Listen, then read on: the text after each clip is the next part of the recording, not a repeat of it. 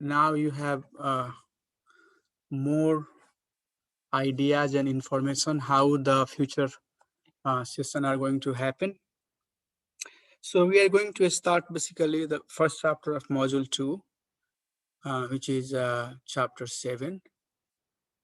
And this section is going to be basically Bhakti Yoga section.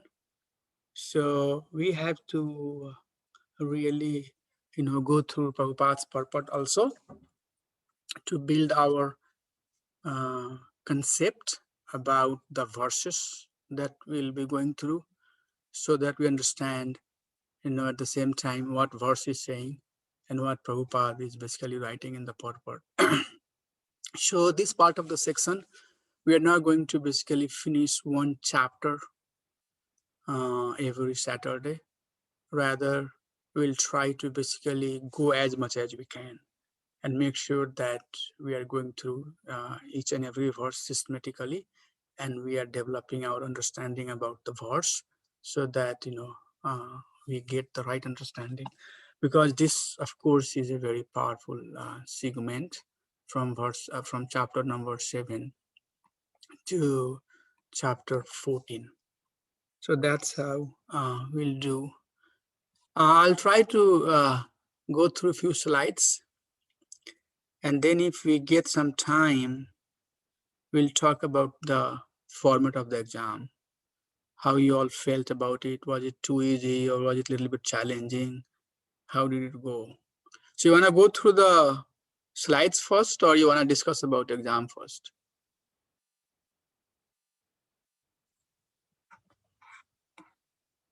Anybody would like to volunteer and share what should be the good thing to do? Should we just quickly talk about the exam? I have a few questions that I wanted to understand, and then we get in. Hare Krishna. First we go with the slides, Prabhu. Go with the slides. Okay. So we'll get into the discussion. So this is chapter 7 of the Bhagavad Gita, knowledge of the absolute. We just had transcendental knowledge in 4th chapter, and that's, I know, in Sanskrit called Divya Gyan, transcendental knowledge. And this chapter in Sanskrit is called Bhagavad Gyan, knowledge of the absolute, knowledge about the Supreme Personality of Godhead. So this is very, very powerful chapter, and Krishna is going to share so much knowledge about himself to all of us, who he is and how he is basically all pervading. So we'll get into the discussion, and as I go, I'll discuss more. So this chapter basically has total 30 verses, 30, and we can basically make a section or subsection within that chapter. So 5 major subsections we can basically, if we try to put them in a different segment, we can come up with 5 segments. And there are multiple ways, devotee, depends, how you want to basically see the theme. What is your theme? Based upon that theme, you can dissect the verses the way you like. But for sake of this study, we'll basically have the 5 subsection. So first 3 verses is basically the glory of the knowledge about Lord Krishna. And then from verse number 4 to 12, we'll learn about Krishna's energies, both his spiritual and material energy.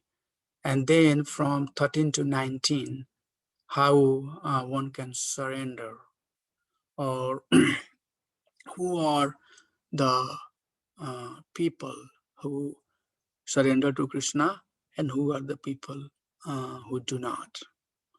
So that discussion will come in that section from verse number 13 to 19.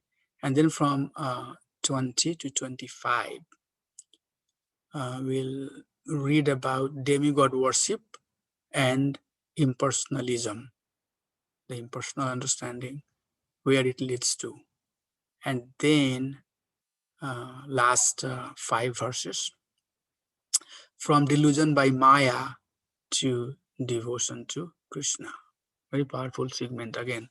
We all are deluded by Maya and how we can basically being into the deluded state or in the environment which is all delusive to us, how we can invoke our Krishna consciousness.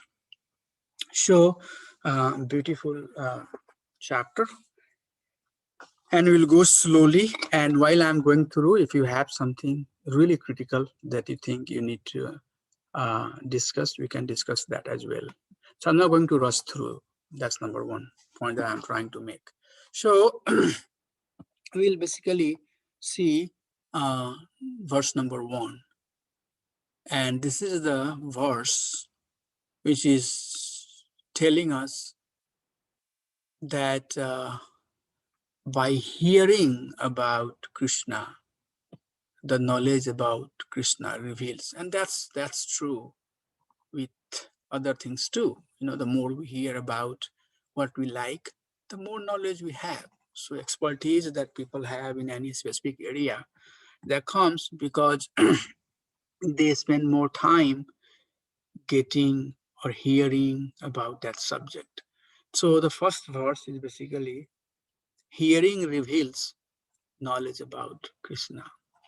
So the verse is Maya Shakta Manapartha Yogam Junjan Mad Asraya Asamsayam Samagra Mam Yatha Janasu Yatha Gashashi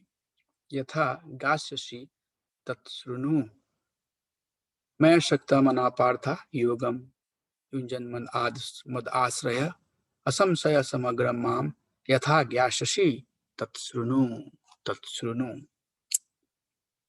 So attach your mind to me, O son of Partha, by taking shelter of Bhakti. And here in our context, Krishna consciousness, you will know me in complete without any doubt. Now hear that process from me. So that very first verse very clearly is telling us that now Krishna is going to explain the process by which one can know him. So in that section in purport, so what I will do is that I cannot really read the entire purport, but I'll basically highlight the key points. And basically in each purport, Prabhupada is trying to say the same message, but he is taking some reference, some examples, and then systematically, from up to down. At the end, you will see that Prabhupada will conclude with the statement that Krishna is making through that verse. So we'll see what Prabhupada is writing in each and every purport. And going ahead, for this section, reading purport is very critical, very essential for exams. So please, that's why I'm adding that also in our PowerPoint presentation. So please give some time to read the purport. So the very first statement Prabhupada makes in this purport is that nature of Krishna consciousness is fully described in this chapter. In the 7th chapter, the nature of Krishna consciousness is fully described.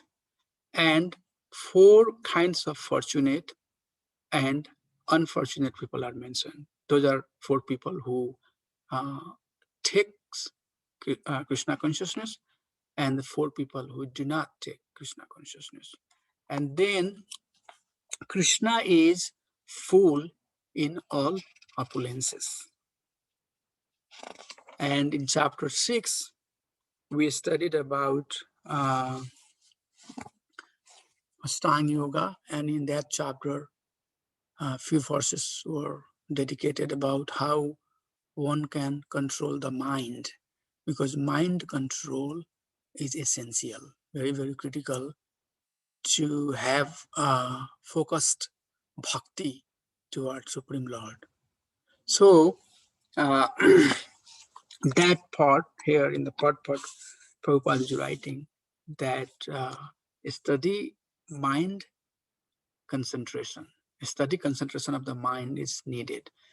And so we should not think that Ashtanga Yoga is not applicable to us. If Ashtanga Yoga would be not applicable for the devotee, then why Krishna will talk in the battlefield of Kurukshetra? How it's really an environment where anybody would like to say minimal, right? But in that scenario where fight is about to begin and everything is set up, in that reference frame, in that environment, if Krishna is talking about Ashtanga Yoga, then there is importance for that. And from devotional perspective, from Krishna consciousness perspective, the advantage or the benefit of that message for us is that we should be also very focused in our bhakti. We should also keep our mind focused on Krishna consciousness by controlling our mind. And then Prabhupada is writing that hearing from Krishna or from his devotee to understand the science of Krishna. Tat srunu.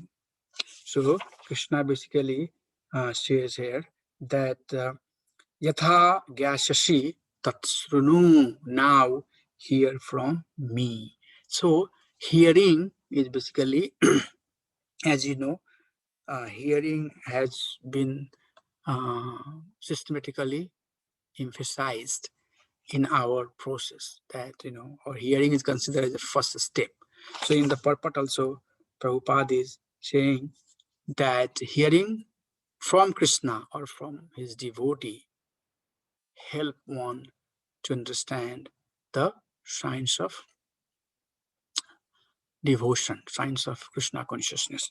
And then some of the last statement is basically being made here, that Bhakti Yoga severs the hard knot of material affection and enable one to come to the stage of asamsaya samagram, come to the stage where samagram means incomplete and asamsayam means no doubt. So by hearing Hari Katha from bona fide devotee of the Supreme Lord, one come to the stage where their doubt is completely vanquished. This is also mentioned in Bhagavatam, second chapter, where it says that Vidhate Hridaya Granthis, Chindate Sarva Samsayam, Chinyati Sarva Karmani, Drishtva Evanam Ishware, Evatma Ishware, Drishtva Evatma Ishware. So, this hard knot, Vidhate Hridaya Granthis. So, the Hridaya Granthis, the heart, is so much attached, the attachment that we have from the dualities, from the temporary, from the unreality of this material world. That attachment is so strong that it basically enforces us to keep on coming in this material world. But that hard knot, chindate sarva samsaya, whatever, doubt or whatever attachment we have, that is going to be loosened by hearing Hari Katha, by hearing the supreme passing of the Supreme Personality of Godhead. Chinnate sarva karmani. Whatever, the reactionary, results, whatever reactions of our action have been accumulated on our soul or on our understanding, is also going to be chiyante, it's completely going to be annihilated. And then the soul come to a stage where they can basically see themselves who we are. So that's the basically process. That's why the hearing, tat srunu, the hearing part is emphasized in this verse. Then moving to the next verse, which is Jnanam te aham sa vijnanam idam bhakshami asestah yas gyatva neha bhuvanyas gyatvam avshishyate. So Jnanam te aham cha vijnanam idam bhakshami asestah. Now I will explain to you in full this knowledge, both phenomenal bracket about my material and spiritual energy, and numinous about my personality and sweetness. Yaj gyatva neha bhu anyas gyatvam avashishyate. Knowing this, yaj gyatva, by knowing this, neha bhuyo anyas, there is nothing else to be known. Knowing this, nothing further shall remain for you to know. Gyatvayam avashishyate. There will be nothing further for you to know. So this is, I don't know how, I'm not very competent to really give you the depth of this verse, but just assume and concentrate and meditate on this statement that Krishna is saying here. That in fact there are two things that one has to know. One is the jnana, the phenomenal knowledge. And this phenomenal knowledge in our context is basically trying to set up our shambandha, have our strong relationship with the Supreme Personality of Godhead, and then knowing all the elements that is needed to build that forgotten relationship. So that sambandha is being referred here. So phenomena means knowing who Krishna is, theoretical understanding of Lord's form, his pastime, his rupa, his guna, all of these about Supreme Personality of Godhead. And then what happens is that turning that theoretical knowledge, the phenomenal knowledge, into Vijnana. And Prabhupada translated here numinous. Jnana and Vijnana. Vijnana is also referred as realized knowledge. So making the knowledge realized, if we have both Jnana and if we have both Vijnan about Supreme Personality of Godhead, then Krishna is saying here that anyas gyatvoyam avashishyate, then there will be nothing remain for one to understand. They will have that person who has both Gyan and Vigyan about Supreme Personality of Godhead. For that person, there will be nothing remaining that he or she has to know. So in the part, Prabhupada is saying that complete knowledge includes knowledge of the phenomenal world, the spirit behind, and the source of both of them. So similar thing, similar statement, we also studied in 4th chapter, where we are saying that transcendental knowledge means knowledge of the soul, knowledge of the Ishvara, super soul, and then their relationship. So once we know who the God is, and once we know how who we are as a living being, soul, and then how to establish that relationship. What's the relationship between soul and super soul? Krishna is saying that's the transcendental knowledge. So same thing is basically in the purport Prabhupada is mentioning in slightly different word, and he's referring to 4th chapter. And in 4th chapter, we talked about it. That transcendental knowledge means having knowledge of the self, having knowledge of the Supreme Lord, and then the relationship. So phenomenal world is basically the knowledge of the self and sambandha, or anything that's associated, to establish that relationship. And then the source of both of them. Source of both of them is basically Supreme Personality of Godhead, Supreme, Sri Krishna, and then a spirit behind it. So a spirit behind it is basically relationship, how things should be utilized. If we know the right spirit, then will have the right utilization and the right spirit behind any application or any uses, or utility is the principle. So utility of everything, if it's being utilized in the spirit to invoke our bhakti, then that's the right utility. So that's mentioned there. And then complete knowledge can be achieved only by the devotee of the Lord in the disciplic succession directly from the Lord. So once one has the jnana, we do not have vijnana at this point. Once we have the jnana, then we are proceeding towards vijnana. And then how to proceed towards the vijnana? By engaging in sadhana bhakti. And sadhana bhakti under the guidance of a spiritual master. And then in that section, Prabhupada is saying that by uh, performing the bhakti, devotional service, under guidance of a spiritual master, one comes to the stage where everything will become knowable, everything will come under the purview of one's knowledge. When the cause of all the causes becomes known, then the everything knowable becomes known.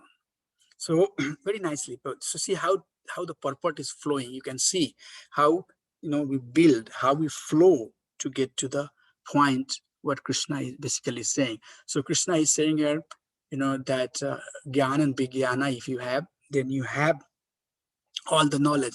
And then very nicely, very beautifully, Prabhupada is making the same statement in purport by making it simple for us.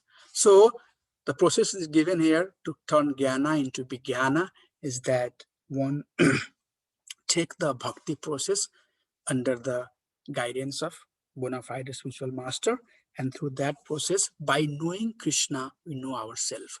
It's not like that, first we'll know ourselves and then we'll know who Krishna is. No, it doesn't work like that. We can see only ourselves when we are in the light. And that jnana is light. And what is the jnana? The jnana is about jnana about Supreme Personality of Godhead. Tamso ma jyotirgamya. My dear, Lord, let me come to the light. Light of what? Not the bulb light or tube light or no. Light means jnana here. My dear Lord, help me so that I can come to the, come inside the purview of the knowledge. And with that knowledge, the knowledge about Supreme Personality of Godhead, once that knowledge starts happening, then slowly and slowly, once we try to know Paramatma, then we know about Atma also. And that's what the meaning of Paramatma, which is basically much, much beyond the scope of Atma to understand. That's one of the definition. If you go worldwide, if you do Sandhi Vicheda, Paramatma, Atma, Paramatma, Atma, Paramatma. Paramatma is way, way up here. And for Atma to reach Paramatma has to follow that, follow some process. And process here is basically mentioned, which is bhakti process. So greatness and sweetness of Krishna. Generally, Gyan refers to theoretical knowledge and Vigyan refers to realized knowledge. Realizing Krishna's sweetness is greater than knowing his energies. So the Gyan about how the Guna Shakti of Krishna is working, how the Maya Shakti of the Krishna is working. Krishna has defined, and it will come in the later section of this chapter, how those energies are working. It's good to know, but it's it's in this section it's mentioned that knowing the sweetness and greatness of Krishna, realizing his sweetness, which is Vijnana, is greater than Jnana. So Jnana is good, but our goal should be to turn into that Jnana into realized knowledge. And that is why devotee, there are so many people who can say a lot of things about Krishna. They have knowledge about Krishna, but they haven't really followed bhakti process. They have not really turned their jnana into vijnana. So when they say it's basic, it's very, very, shallow. It's very, very, thin. It doesn't really make any impact on the consciousness of any person. But once somebody has turned the gyan into vijnana by sincerely engaging into the process of bhakti, then the same word will have more impact, because now it's coming from the platform of vijnana. So these chapters are very powerful. In fact, I remember, at some point I had given a lecture on that a verse in our temple, and the title of that lecture was "Realized Knowledge," and I had made the whole presentation on that particular verse.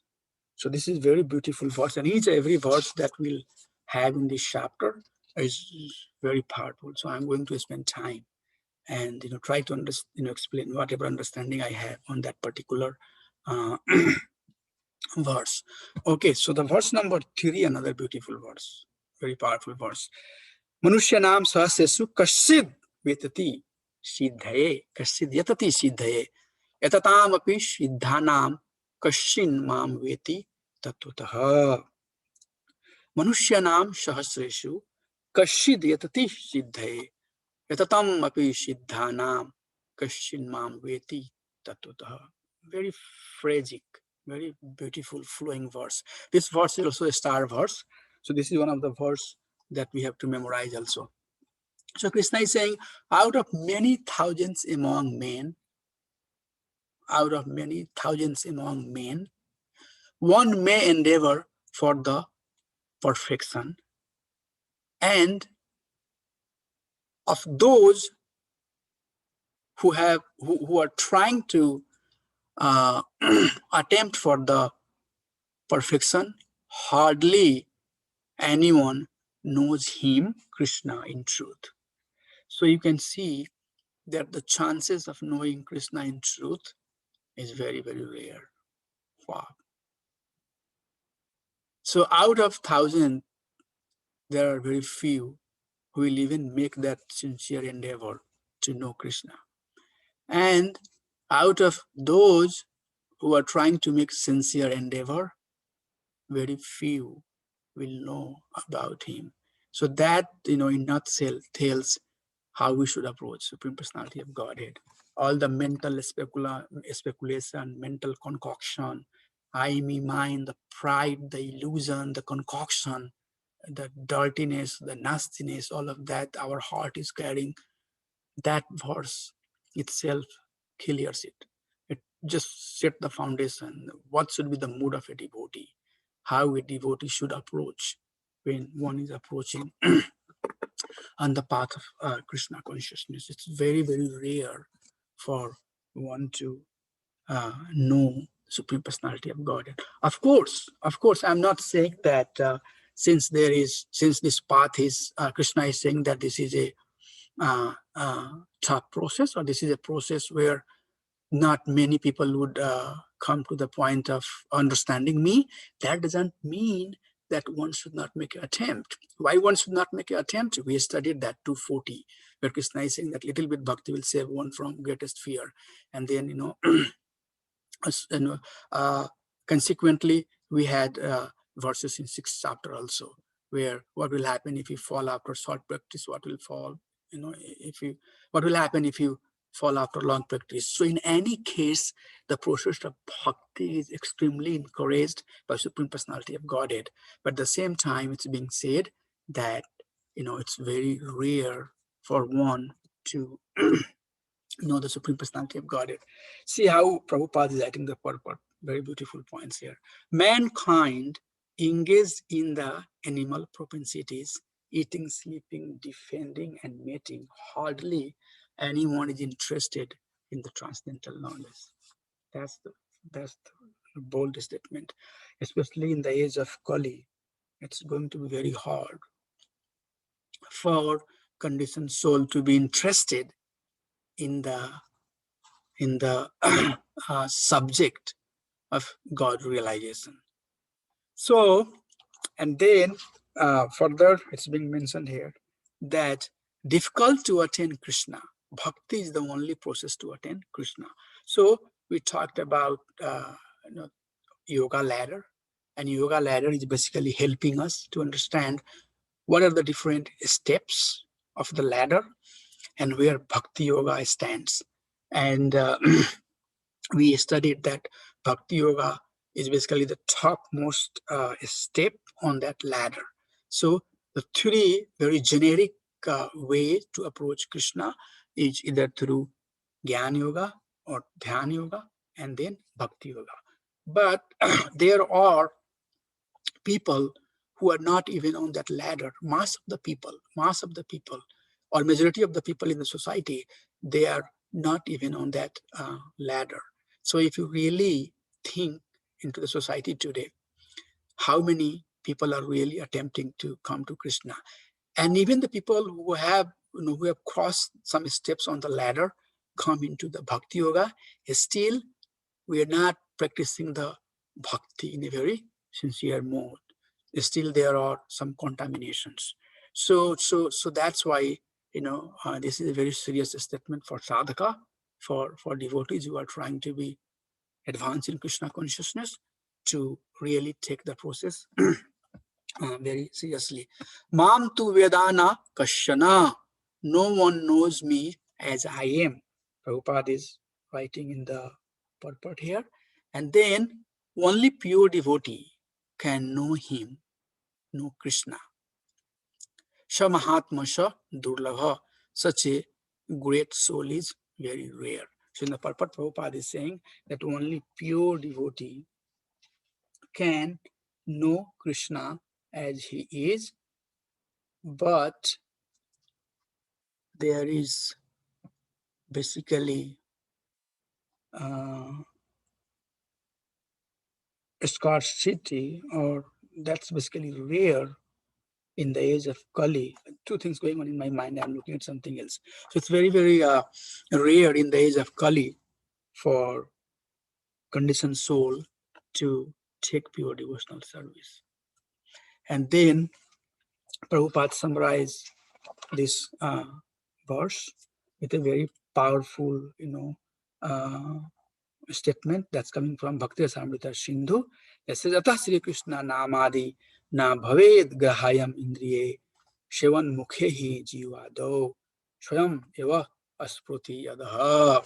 So, Atah Sri Krishna Namadi, Lord Sri Krishna's pastime, his form, his qualities, Namadi, his holy name. Na bhaved graham indriya. Indriya means our senses. This material senses cannot capture the potency of the Nam, Rup, Gun, and Lila. But how it reveals, Sevan Mukhehi Jiva Dau Swayam Eva Aspruti Adaha. Adaha refers here to the Supreme Personality of Godhead. So, Swayam Eva Aspruti Adaha. The Supreme Personality of Godhead, by his kind mercy, when a soul is engaged in devotional service, Shevan means devotional service, and Mukhe by engaging the tongue in chanting the holy name of Lord. Hare Krishna, Krishna Krishna, Hare Hare, Hare Ram, Ram Ram, Hare Hare. By engaging in the process of bhakti, Lord himself reveals. There is no force. There is no there is no way that our senses can approach forcefully to the Supreme Personality of Godhead. Rather, by engaging them in devotional service at due course of time, by mercy of Krishna, the meaning or the real meaning of his Nam, Rup, Gun, Lila will reveal to the conditioned soul. So that was verse number 3. And then from verse number 4, Krishna is going to talk about, his external energy, material energy, and then he will talk about his internal energy.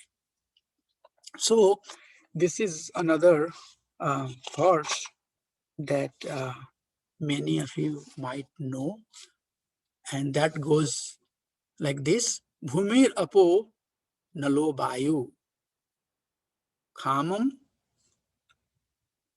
kham mano budhireva cha ahankar ityam me bhina prakriti astada. So, earth, water, fire, air, ether, mind, intelligence, false ego. Altogether, these 8 constitute my separated material energy. So, these are the basically uh, 8 material element mentioned here. 5 of those are gross, and 3 of those are subtle. So we'll see what's Prabhupada is talking in the purport. So in the purport, Prabhupada is talking about Mahavishnu, and then Garbhodakshai Vishnu and Shivodakshai Vishnu, and he is present even within the atoms. So remember, few classes back, I said that Krishna is present in every atom. Even anything that exists, Krishna is present there. So many of you had little bit doubt there. Read this purport. Okay, he is present in every atoms as super soul. Without the presence of Supreme Personality of Godhead, this material world is not going to exist. So sometimes, basically, if you read things gets into the mind, but we sometimes forget the reference from where it's coming. And even somebody will ask at that time, it's very hard to remember where I had studied, but back of the mind will say, no, but I had studied somewhere. I had that thing, So that's what it is, If you continuously study, and that's what you will see, that after a few years, if you are studying the Sastra very systematically, you will be talking each and every word from Sastra, but you yourself would have no idea that you are sometimes talking from Bhagavad Gita, sometimes you're talking from Srimad Bhagavatam, sometimes you are talking from Chaitanya Charitamrita, or sometimes from lecture of Srila Prabhupada. But all of these things, basically coming from somewhere. So that's how we should also be. We should, whatever we are saying, it should come from the teaching of His Divine Grace, Bhaktivedanta Swami Prabhupada. So here, Prabhupada is very systematically saying that how the material world is created. And we are talking about this very systematically. In Canto 1, there is some description about the Purusha Avatar. In Canto 2, there is a description about Purusha Avatar. And right now we are in the evening session that we are doing for Srimad Bhagavatam, we are going very systematically, and devotees who are joining those classes, they are learning a lot about how this material world comes into the existence. But I'm just going to little bit touch on that so that I can make the point clear to you, and then we'll go to the next verse. So here, Prabhupada is talking about Mahavishnu, which is Karnodakshai Vishnu, and then he's talking about Garbhodakshai Vishnu, who comes from Mahavishnu, and Shivodakshai Vishnu, who is basically the super soul. And he's present within each and every atoms. The false ego, I am, and it is mine, which constitute the basic principle of the material existence. And that's also, we talked that how ahankar, the false ego, that I am somebody, I have something, I retain something, I belong to something. That false ego basically carries mind, intelligence, and false ego. These are the subtle element. And then earth, water, fire, air, and ether, these are the gross element. So gross element, when body leaves, the gross element will stay here. We are made of these elements, which is belonging to this material world. Like draws the like. That is why, sometimes, I was hearing the lecture, devotee was saying, why we have attachment from this material world? Because we are made of the elements that is predominant in this material world. So water is dominant constituent in our body, and there is water in the, so water has attachment for the water. Earth, so we are made of the elements which are predominant. That is why we have some attachment. And then there are gross element, mind, intelligence, and false ego. So when gross body is annihilated, then the soul carries with the subtle body, which is mind, intelligence, and false ego. So in Srimad Bhagavatam, we are studying that false ego, that ahankara, is the cause of this material manifestation. This material world is created for devotee, bhogartham, mokshartham, for devotee to basically, take the opportunity and come back to Supreme Personality of Godhead. But then soul comes into the material world and get trapped. So that ahankara, when it comes to the mode of goodness, then it takes the form of the demigod. The same false ego, when it comes in the mode of passion, then it comes as human being. And the same ahankara, when it comes in the mode of ignorance, then it's lower creature and other elements. So this false ego is the cause, and we'll talk about that. So that's why it's a mentioned here. A false ego, mind, intelligence, and false ego. These are basically the subtle element, and earth, water, fire, air, and ether. Those are the gross element. So in the purport also, Prabhupada, is talking about the 5 gross element and then 3 subtle element. And then he's saying that these 8 elements, 5 gross and 3 subtle, are subject of research and exploration for people who are jnani, for the people who are in Sankhya school, or people even who are atheistic people, they are indirectly or directly, they are researching or exploring these 8 elements.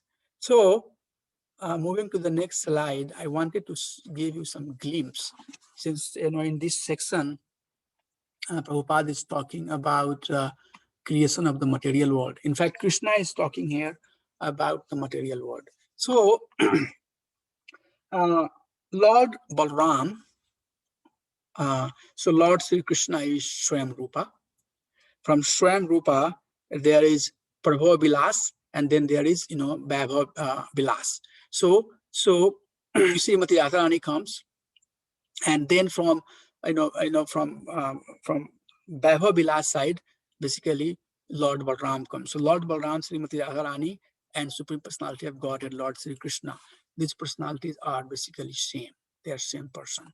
So Lord Balram, the material Lord Balaram, Lord Balaram, he is the in charge of the anything that is created, anything that exists. That existence is basically Lord Balram is responsible for him. So Lord Balram basically, there are 3 types of creation: Mahakalpa, Vikalpa, and Kalpa. Mahakalpa is basically the Lord taking the form of Purusha incarnation as Karnodakshai Vishnu. And Vikalpa is basically, so you can see Mahavishnu is lying on the causal ocean, and from his pore you can see the universes are coming. So when he breathed out, the universes are coming, and when he breathed in, the universes are basically annihilating and getting into his body. So this is called Mahakalpa. So the time of his breathing in and breathing out is called Mahakalpa. So in that time frame, the universes comes out, and then in each universe, Lord expands as a Garbhodakshai Vishnu, and then he basically lies down on the Garbha ocean. So half of the universe is filled with water, which is called Garbha ocean, and that ocean, Supreme Personality of Godhead is, lying down. And then from his navel, Lord Brahma sprouts, lotus sprouts, and from that Lord Brahma comes. All of that we are studying. And then, Lord Brahma basically, Garbhodakshai Vishnu, which is also called Virat Rupa, the Supreme Personality of Godhead, empowers Brahma to create the material world. So Garbhodakshai Vishnu is basically coming out of Karno Dakshai Vishnu, and then from Karno Dakshai Vishnu, once the material world is created and based upon the Ahankara of each and every living being, they are awarded their external body. So if somebody has a hankar of eating too much meat, and prakriti kriya manani gune karmani sarvasra hankar vimudatma kartahamiti manate, the prakriti will award them the body of a lion. One who wants to be devotee, they will take birth, who has desire, who has done some bhakti, they will be taking birth in the family of a devotee. So likewise, the material world is created and the living beings are, transposed in different, planets based upon their desire. And then in each living being, Lord Garbhodakshai Vishnu expands as a Kshirodakshai Vishnu, who is residing on the Chira, which is basically the milk ocean. And then he gets into the heart of all the living beings, and he resides in the heart of each living being as Paramatma. So basically, these three personalities are called three super soul. One super soul of the material creation. Okay, so this material creates, like we have a super soul in our heart, which is Kshirodakshai Vishnu. Likewise, there is a super soul for the entire material creation. And that personality is Karnodakshai Vishnu, Mahavishnu. Lord Mahavishnu is the super soul for the material creation. And then from his pore, universes are coming, and Garbhodakshai Vishnu is super soul of that universe. And then in each universe, depending on the desire of the soul, there are multiple living beings who are coming out. And in each living being, Lord is going and residing as Kshirodakshai Vishnu. Such a beautiful, explanation. Why one would, I don't know, I don't want to be too emotional here, but my heart is melting. So this is how the whole thing is created, and this is how the Supreme Personality of Godhead is managing the entire material world. Where is doubt? Where is doubt here? All we have to know is that without any, doubt, take this message and put it in our life and take it, as life and soul, and just, work on it. Where is the question about demigod and this God and that God? There is only one God, Supreme Personality of Godhead, Lord Sri Hari. So that's why, these Sastric studies are given, because it will give us the knowledge to understand. And there are so many other things associated to it, but just for the kind of context of the discussion, I'm not going to talk like how the material element comes into the existence. And we are discussing some of those in Srimad Bhagavatam. But if time comes later, we'll go through some of those information. So that is how basically the material world is created. And in this section, we just said that Krishna is basically talking about his material energy, his apara prakriti. Para prakriti is basically the spiritual world, and apara, which is not para, apara prakriti is basically the material world. So material world is also sustained and supported and executed by Supreme Personality of Godhead. And if you really see on that, hierarchy, you will find out that where demigods are and where Supreme Personality of Godhead. So there is no confusion. There is no way to compare Ganesha or Durga or anybody with Supreme Lord. Once you see this hierarchy and understood how this hierarchy is coming from, then there will be no doubt. But the doubts are coming because we do not have the knowledge. And that is why the kind Father, the Supreme Most, lover of all the conditioned soul, Lord Hari, is giving here knowledge about himself. So with that, I think, I'm going to conclude here. And as I said, that please take the time to read these purports, and we'll have more discussion as we go along.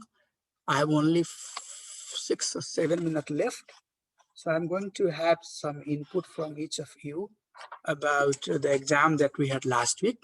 And the main thing that I'm curious to understand